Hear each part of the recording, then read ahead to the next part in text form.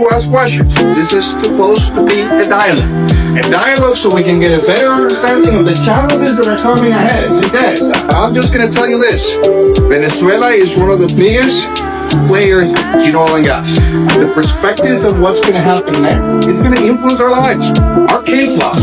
I want to engage you into thinking what it's going to take in the next few years to make meaningful change. Yesterday here in Houston, Maria Corina Machado made some statements. Considerably, just a couple of miles off the street. She is an opposition leader who won the Nobel Peace Prize. She made remarks in terms about the future of Venezuela and their aspirations. She said, I'm here to attract attention to Venezuela, not to delay it.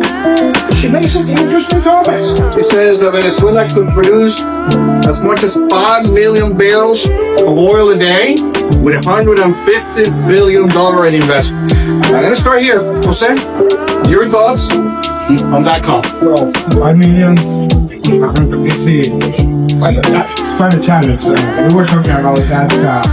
I can see that these steps are going to Korean revolution maybe in the next 12 to 8 months. With 300 to 500,000, and of course, as investment come maybe another billion, 5 million. What is that? Where are we today, Ben? Maybe 800, 900,000. Maybe still be heading to 1 million, and maybe at the head for it. But there is a lot of opportunity to go to in a couple of 12 to 18 months. Ali, your thoughts on this, and please elaborate in terms of what you think is necessary. Well, being a politician, you can't be a petroleum engineer, for sure. If I want to ask for the policy, to ask a politician, when I ask for production, ask petroleum engineer. You got to put facts behind what you say. As a businessman, we always talk about numbers. Okay, let me give you some numbers in here. Venezuela produces always between 2.5 and 3 billion barrels in a good day and the best day. The reason for that is it's an OPEC nation. You get a quota, and if you go above that quota, the price is going to go down. But that's a simple. Part of the why Venezuela cannot produce 5 million barrels a day.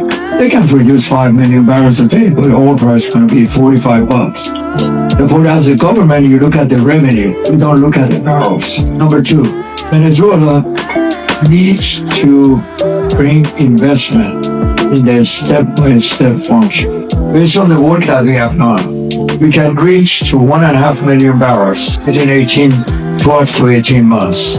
And we need $5 billion. We advocate, we already talk about it in many places.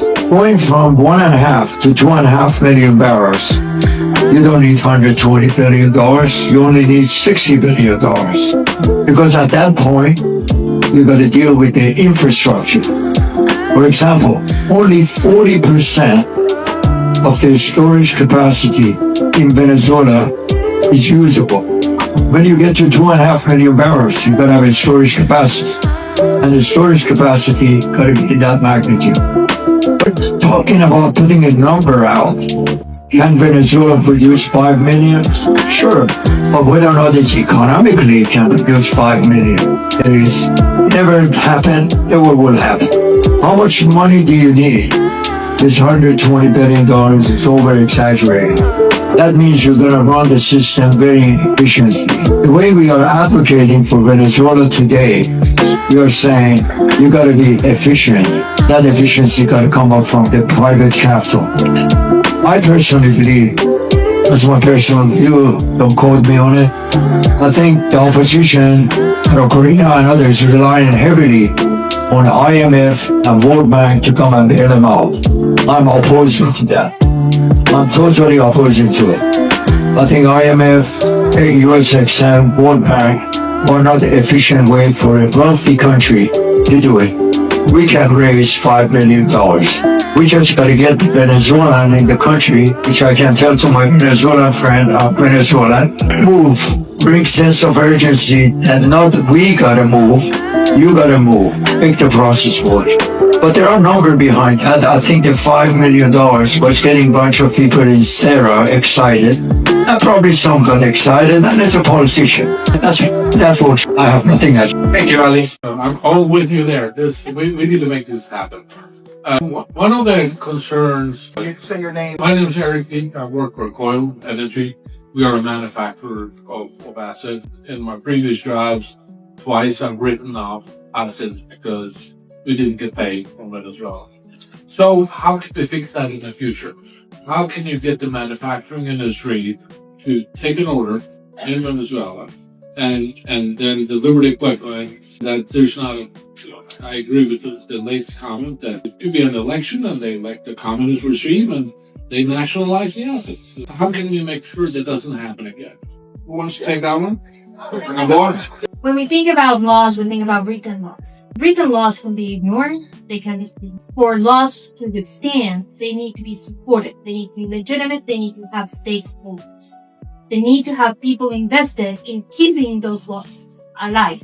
And I think to have people invested, you need to have some negotiation over those laws. There is no point in excluding the government or the opposition, the various factions inside the opposition, in the negotiation of these laws. If you create a stakeholders, they're going to make sure that the law survives because they have vested interest in that law. I do think that one way in which you create protections for private property is creating laws that protect, that benefit everybody involved, because then they all have incentives to protect it. Then you don't get the regime come in because a lot of people suffer. We have seen these across Latin America, the constitutions that don't get changed, the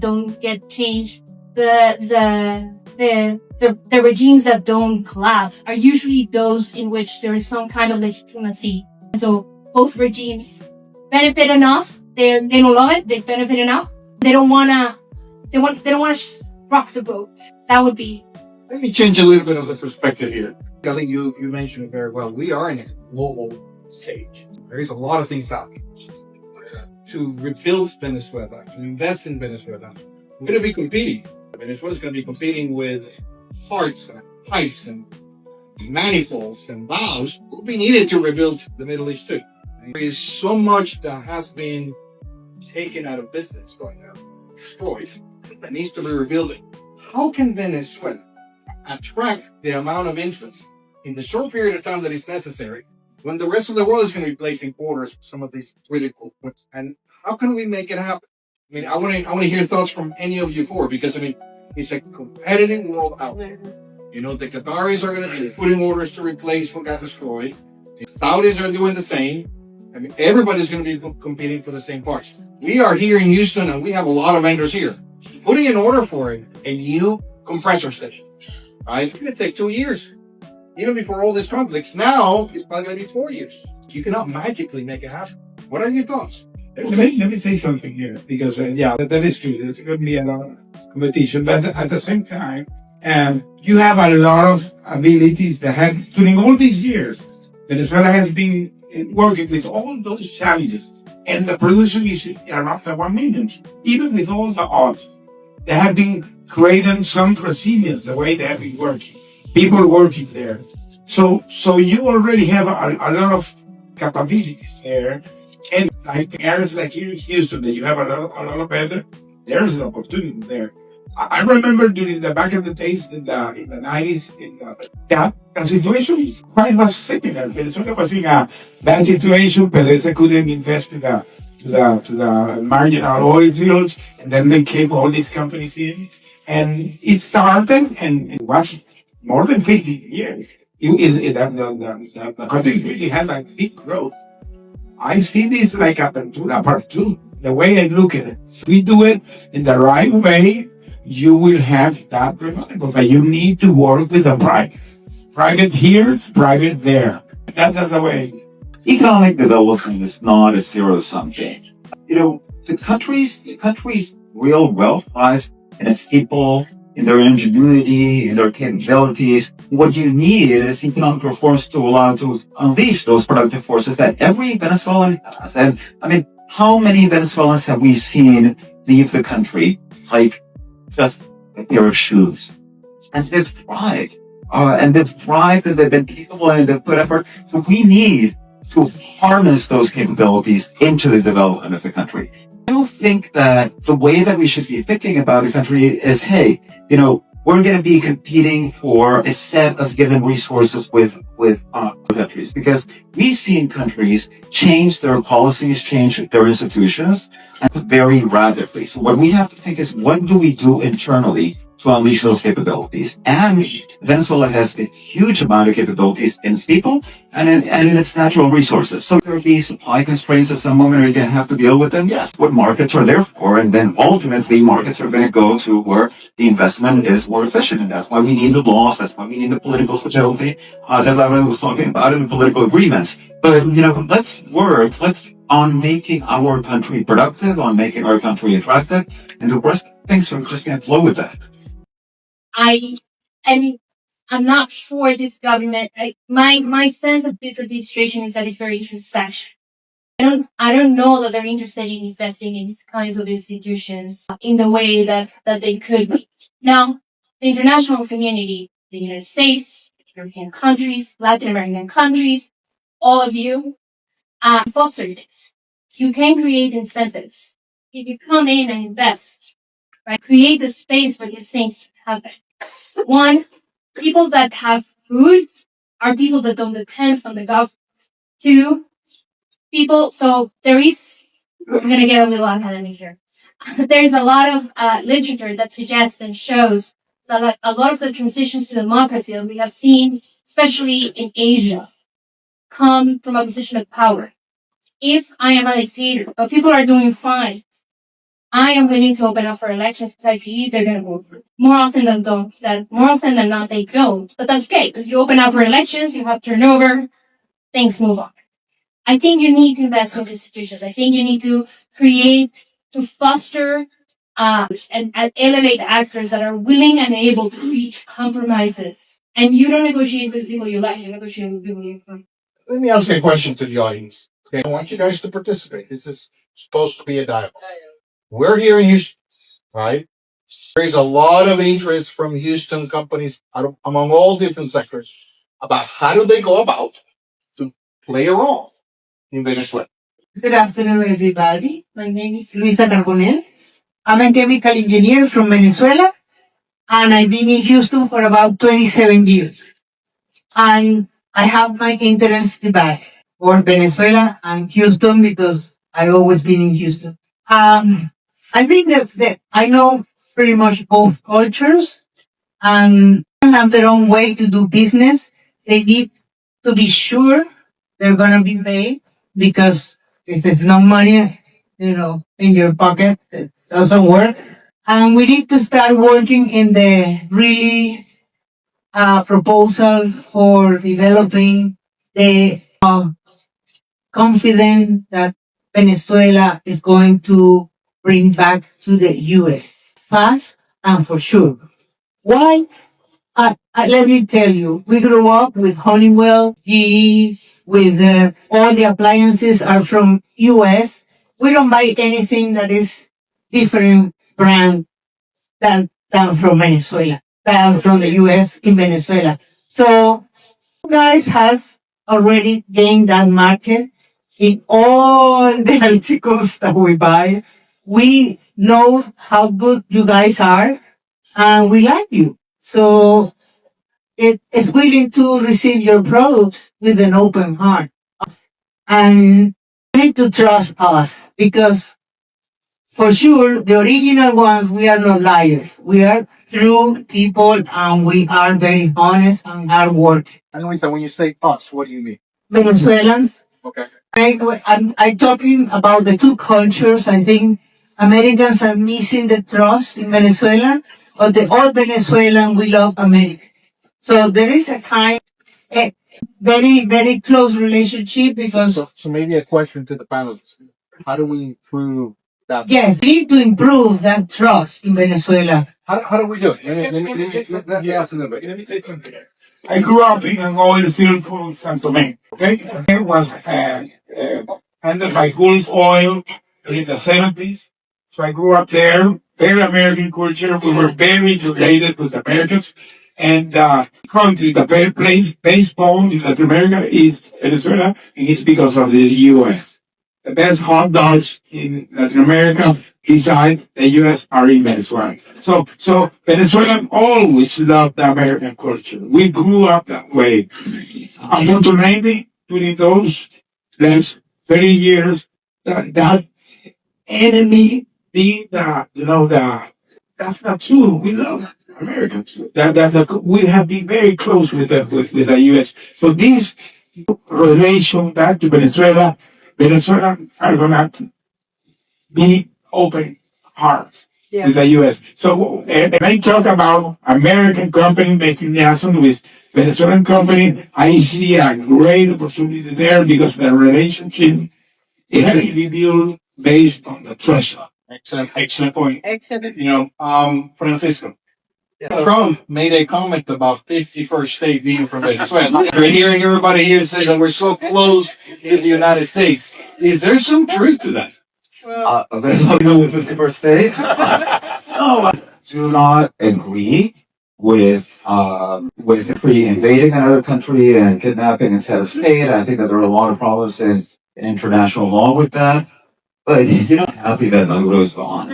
Everybody is like, the Chavistas are happy that Maduro is gone. So, this is the way in which the country can advance, and I'll take it. But our beef is not with the Americans. Actually, we're being kind of like where the opposition is happy with the Americans because they got rid of Maduro, and Chavismo was happy with the Americans because they didn't put Correa in power. So, like, everybody Americans now. So, but the problem is not with the outside. The problem is between ourselves. I mean, we are a very divided society, and the type of political agreements that Laura was talking about, they need a sense of national unity, a sense of national project. I mean, they need for us to be able to talk past our political interests and to say, hey, we need a hydrocarbons law reform, and we need certain things to get oil investment in. And if there's a law that's good for the country, then we're all going to support it, and we're going to stop this thing about, but the approved it is not legitimate because the last one that was legitimately elected was like more than a decade ago, and the country doesn't advance that way. So we need to build consensuses, and that actually means that we need to put the conflict behind us. Chavismo understand that at some moment. They have to accept alternation, and they have to accept that they're going to have to transfer power to somebody from the opposition, and the opposition to learn that they're going to have to coexist with Chavismo. If these two sides don't accept that, then we're toast. I do think that we can get them to accept that because it's in the interest of the nation. And it has happened in the past. Transitions to democracy in Chile, transitions to democracy in Mexico, Central America, they all happen with an international community, including businesses, pressuring parties and kind of creating incentives for more moderate oppositions and governments kind of more to give in. So it has happened in the past. And say whatever you want about Chile. Chile has been a democracy since 1990 and it's a stable country. I wish I could say it's about Central America, but that's a whole different story. But I do think that this is something that the international community can do and they can do well. I mean, we've heard the political stuff. I'm going to go to you right now. I agree with you. I really. Let me ask you a question because, you bring a wealth of, you're talking to investors. You're talking to folks that are trying to bring so much. What is keeping them and what we need to, from investing in Venezuela, and what is your pitch, right, in case for them to take the risk to go to Venezuela today? I was going to build on your comment and answer your question. You're absolutely right. The relationship between the opposition and PSUV, called PSUV, is toxic. Even today, there was no reason for Mario Correa being here talking to the investors rather than supporting those serial. That would be, as a businessman, that's what I would have done. She came in here undermining what we're trying to do as a U.S. policy, saying, this is what I would do for you guys. You gotta have a plan. You can't send a bad signal to action. Since January Third, the level of interest to go to Venezuela is right here. You know where the zero, because of the mixed signal by opposition group. There is no reason I'm going to say we can have election in 9 months. That doesn't send the right signal to the investors. Therefore, you got to think about it and deal with. Everybody's saying, oh, wait to see what is going to turn out. And that is detrimental to Venezuelan people. Therefore, I agree with your point. They got to get together and they got to figure what is the best plan for Venezuela. And honestly, that's a scary hell out of me. I'm having a hard time. I talk to probably every day 4 or 5 investors. Each of them willing to put $500 million, $400 million. I don't want to name them. They're big. The only thing is saying, are you sure? And the reason we are after nobody else because we think you know more than others. Because even within the Venezuelan group, you're divided. You've got to follow a plan. And the plan is this. The plan is get the economy going. Get it going. There is no plan in place to make that happen. One of the things that we talked earlier in the group is the need to have a grand strategy, right? The Qataris have a policy between now and 2050. Saudi Arabia has pretty much the same thing, right? From an academic perspective, right, we don't have a Venezuela. Hopefully, hosting this rise, there might be an avatar to develop it. Let me ask the audience, any thoughts that you have? We're about 7 o'clock, so we're going to go a little bit over. Right? We knew that was likely the case. Any burning questions to our great panelists that we have there? I see one question over there in the line. And then you go next. We have 3 questions coming up. Okay, I'll go quick. My name is Mauricio Naranjo. I'm with Technique Energies. And I want to ask a question. It comes from the intervention she had a minute ago. So more than 7 million people from left the country in 2-3 decades. And thousands of those are oil and gas professionals, right? So the question is, what is the country gonna do to fill that talent gap? Or companies to fill that talent gap? Because like her, she has been here for 27 and a lot of all of you also a lot of time out of the country. And the question is, are you gonna pack up and live your comfortable life in America and go help rebuild the country? Or are you gonna go others down there, train up? Because they don't know anything. You think about it. People there, they might not be exposed to the latest technologies, the latest solutions in the industry. So what should be done about the aspect of all this?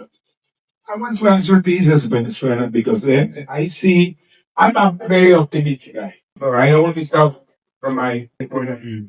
I see a lot of opportunities, not only for the people of Venezuela that today are out, and I see also for the people there, because as I mentioned, the people that are there have been working with their hands, with a lot of hands-on. They kept been working, and the oil maybe it's not in the best shape, but it's around one with all the things against they're producing almost 1 million barrels, of course, with the help of like Shell. But there are people there. They have been here in the U.S., in the Middle East, in Canada, wherever. Many people, they want to go there. And there are people that today are working to create some database of people that want to come back. And if that thing is done properly, you have a lot of human capital that can be used for that. I remember during the Apertura Petrolera, and that's something very similar. All these companies came to Venezuela, people that were working abroad, or even in PDVSA, became part of those companies and became even managers. So I see a lot of opportunity there. And even with the people there, lack of technology, whatever, well, I see a lot of opportunity and, there's a lot of there, many ways to make this happen.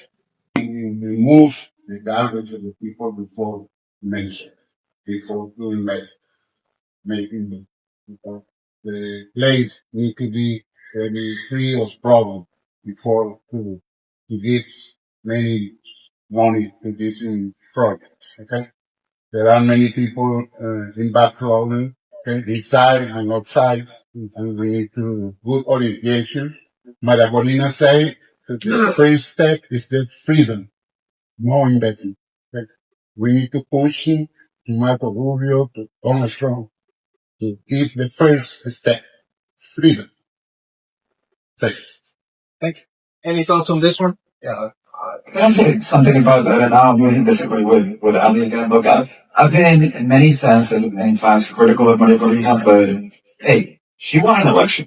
I mean, that is undisputable. And you can say it was the right one. People voted for her. And she mobilized the Venezuelan people to resist the brutal dictatorship. And I think that deserves recognition. But more than her, it's the Venezuelans. Something that I've learned is that you have to respect the people of the country. And when people say, I feel represented by that leader, people are expressing a sovereign view. Venezuela is one election. Venezuela is one democracy. And if we have to find a way to make that a reality, so yes, it's true. This is going to require negotiation. It's going to require, swallowing frogs, like I sapos. It's going to require a lot of things which maybe we wouldn't necessarily like. So, the question that we have to ask ourselves is how that aspiration of every single Venezuelan who's lived through this tragedy. This has been an utter tragedy. How do we make that aspiration a reality? How do we get to a negotiation with some of these really very ugly people that 10 years from now, 20 years from now, our kids can say, we have democracy in Venezuela because there were people who were able to have the cool heads to make this a reality. I think there was one question over here from this gentleman. You still have it? No, you're gonna pass it. If not, all right. Okay, Roger Bernison, I'm half of Venezuela. I was in Venezuela in February. My family's in Venezuela. I'm in exile. My company was shut down in Venezuela. And I simply wanted to say to Ali, Maria Corina is the figurehead. But in the same comment we just had, the people really follow Maria Corina. And if we slow up the process of legitimizing her and or the opposition, we'll run into serious problems. Mm-hmm. It's not that the relationship with the opposition is toxic. It's that the government is toxic. And no one believes anything they say. So how do you get into a negotiation if I can't trust the other side? That's all I'm saying. Let me see if I can phrase it from a question. Right? Do we need political solutions first than investments? Right. This is a good question. I don't think there's any reason you cannot start having both. You can have investment and work on the political solutions. I also think that it's really important to depersonalize the project. What is the Venezuela that you want, right? Is because Maria Corina is going to be there. I mean, let's imagine there's free and fair elections tomorrow. Maria Corina is going to be there for 4 years, and then what? Right? And what is the project? What is the country? Right? How does it look like? Beyond not having Chavez, not having Chavismo in power, right? I also think that these world's democracies are built on having negotiations with people you don't trust. And there are techniques and there are ways you build that trust, one of which is international organizations, sometimes there are countries that make sure that you're making commitments that are credible, right? This is what happened again. Chile, Salvador, Guatemala, Colombia, just recently in 2016. As a Colombian, I really don't want to see the FARC in Congress. I want to see them in jail. That being said, I also want my country in peace because my good friend when I was a kid was kidnapped and killed. And I don't want that to happen ever again. So if what I need to go through is seeing the party in Congress and not in jail, so be it. Right? I think you don't negotiate with people you like or you trust, you negotiate with the people you don't like and you don't trust. Yeah. You gotta deal with the problem today. What do you think is the problem today in Venezuela? Oh boy. I really think that one. Yeah. Hold on. What is the problem today? So, first of all, I study oppositions. My take on this is that I think the problem is the opposition is divided. I think they don't recognize, or some of them don't recognize, not all of them, some of them don't recognize that Chavismo didn't come out of thin air. You cannot just go back to 1998. You have to, like, Chavez, for better or for worse, brought into the political arena a group that was underrepresented. And that group is not going anywhere. And you need to deal with it. You cannot just erase Chavismo from history. And I think the opposition needs to figure out a way to create mechanisms to agree amongst themselves and figure out a way to create the negotiations. That was a lot of smart people Washington went through to decide to come up with the policy, support the policy. And when a guy just get up in the morning and said, this is what we want to do. It was those reasons that you pointed out. Corina is a great activist. I love her for that. She's an activist. In managing a country in the condition that Venezuela is, you have to have a process in place. And our policy is the process in place. Nobody argue about democracy. But we are saying the need of the Venezuelan people, not you, not me, is economic growth. They need food in the table. They need food on the table for them family. That's what President Trump policy, Marco Rubio policy is laid out. Corina is much better shape, a better president when we bring stability, transition, and turn over a good economy to be a president. Why are you fighting for that? And you got a great country like the United States supporting you. Ali, let me put you on the spot. I know you. We are at the end of the first quarter of 26. 2028. Where would you like Venezuela to be? I'm honestly believe I like seeing Venezuelan economy booming. I like to see Venezuela get back. If I had my dream, Venezuela economy would be about $360 billion. Back on the number one, number two in Latin America. Because why do I put number behind it?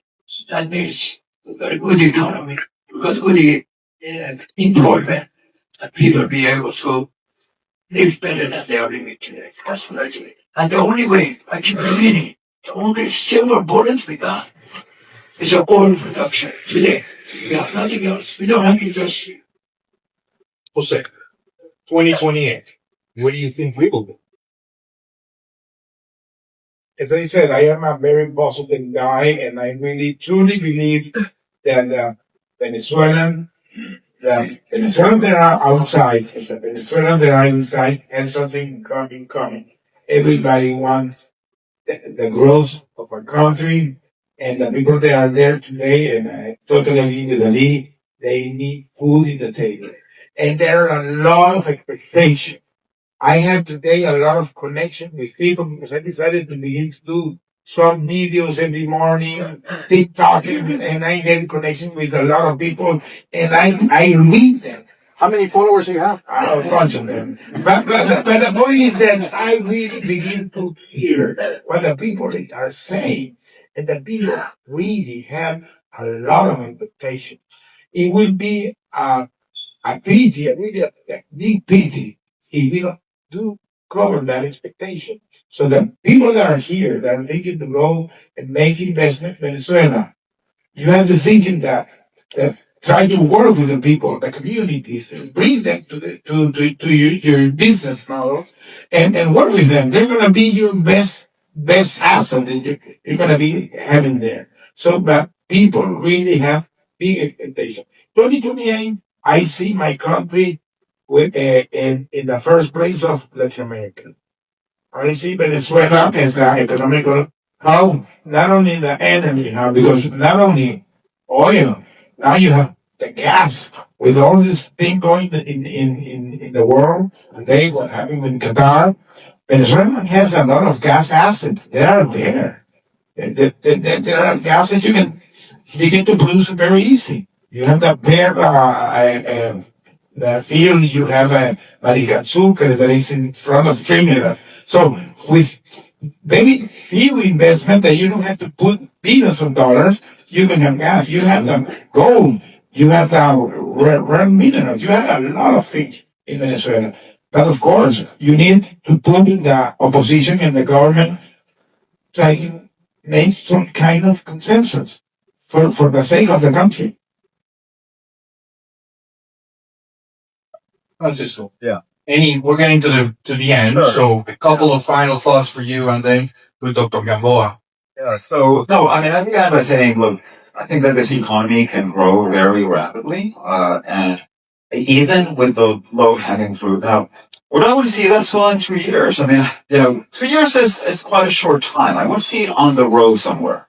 I want to see it on the road to being a country that Venezuela and control it. I want it to be a genuinely sovereign nation, in the sense that, yes, we're prosperous, we've got our economy on the right track, and we're choosing our leaders. I'm going to say something. I don't think that proposing like having elections now is a reasonable strategy. I mean, I wish it were possible. I don't think that that's going to lead us to democratization, because I think that you need a set of agreements, and you need to rebuild some political institutions so that, for an election to work, actually the people who lose the election have to have the incentive to give up power willingly. And for that to happen, you have to have a set of basic guarantees, and for that you need institutional reforms.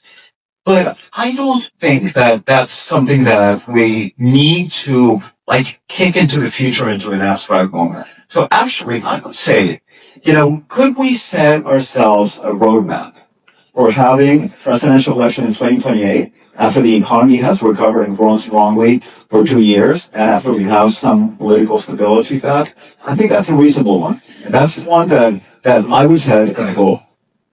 Dr. Gamboa, I'm going to give you the last word, and we're going to wrap it up. So I'm going to end on elections. Elections are great because elections are scheduled. They happen every set amount of years. I honestly think the best bet is to get ready for the next scheduled election in, no, I don't know how to do math. It's too late. Thank you. 2030, right?